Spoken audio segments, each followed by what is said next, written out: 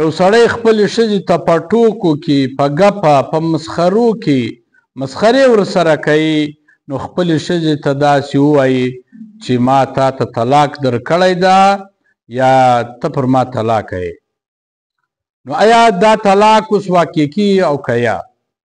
له خپلې ښځې سره خپل خاوند ګپه کوي مسخرې ورسره کوي نو په مسخرو کې خپلې ښځې ته طلاق ور واچوي نو آیا په دا مسخرو سره په ټوکو سره طلاق واقع کیږي او که یا؟ نو اوس به راسو جواب ته. نو ای زما عزتمندو ورونو، نو که چیرې یو څوک راولاړ سي خپلې ښځې سره ټوکې کوي مسخرې ورسره کوي ګپه ورسره کوي نو ښځې ته یې طلاق ور واچوئ یا یې ورته وویل چې ما ته طلاقه کړې یې یا ما طلاق درکړی ده نو ښځې ته طلاق ور واچي په ګپه او په مسخرو سره نو دا طلاق واقع کیږي. نو دا ښځه په مسخرو سره هم طلاق کیږي په ټوکو په ګپه سره هم طلاق کیږي. نو ډېر احتیاط به کوئ.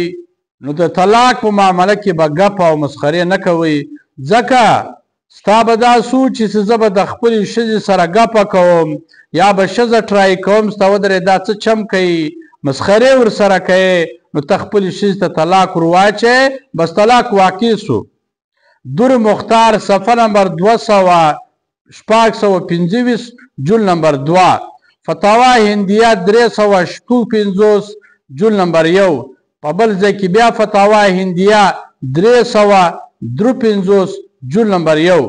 نو په دغه کتابو کې داسې لیکلي دي چې په ټوکو په مسخره په ګپه هم طلاق واقع کیږي.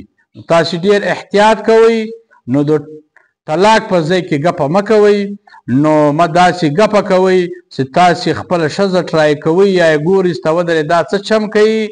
داسې ډېر کسان سته ما ته یې هم ویلي دي چې ما ښځه ټرای کوله ما ګپه ورسره کوله زما طلاق په نیت کې نه و ګپه مسخرې مې ورسره کولې ما ورته ویل بس تا ته مې طلاق درکړی ده 1 نه 2 3 طلاقه مې در اچولي دي درکړي مې دي نو چې دا رقم ورته ویل دا طلاق شو.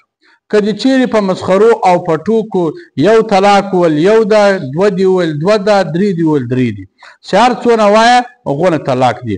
خدا یاد ساتئ په ټوکو او مسخرو او په ګپه هم طلاق واقع کیږي. دا په در مختار او فتاوا هندیه کې لیکلي دي. در مختار صفحه نمبر 225 جل نمبر 2 فتاوا هندیه 356 جل نمبر 1